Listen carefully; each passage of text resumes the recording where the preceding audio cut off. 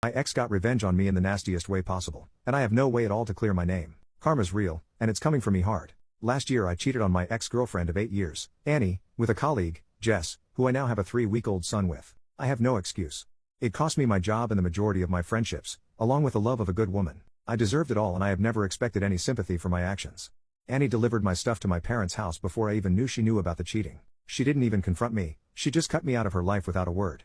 I messaged everyone we knew begging them to ask her to talk to me, and I sent hundreds of messages telling her how much I regretted everything and wanted her back. I never got a response. Jess saw the messages and it obviously caused issues between us in the beginning, but she fell pregnant quickly so we moved past it for the sake of our family together, which we both wanted.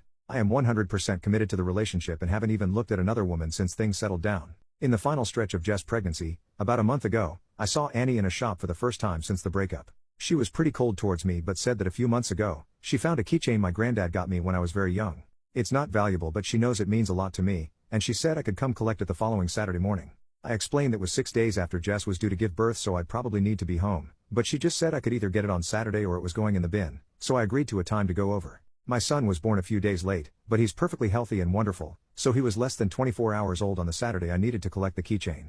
I planned to pop in on the way to the hospital but when I got to my old house, Annie invited me in to talk about how things ended between us. I thought we had a good conversation and that both of us walked away with closure. She let me apologize for the way I treated her, wished me the best with my new family, and hugged me as I left. I admit I held on tightly for the hug, but it was purely because of the relief, not lingering feelings.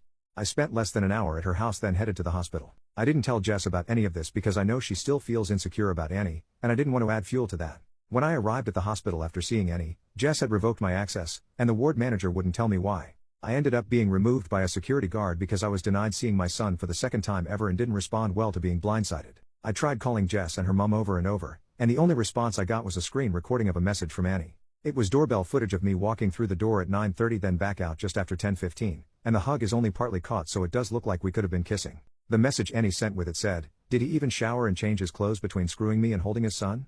Congratulations on being stuck with him for the next 18 years. I hope it's everything you dreamed of." No one believes this is a setup, at all. It's something I would never have expected from Annie, and no one else would either, so they're completely rejecting the idea that this is a lie.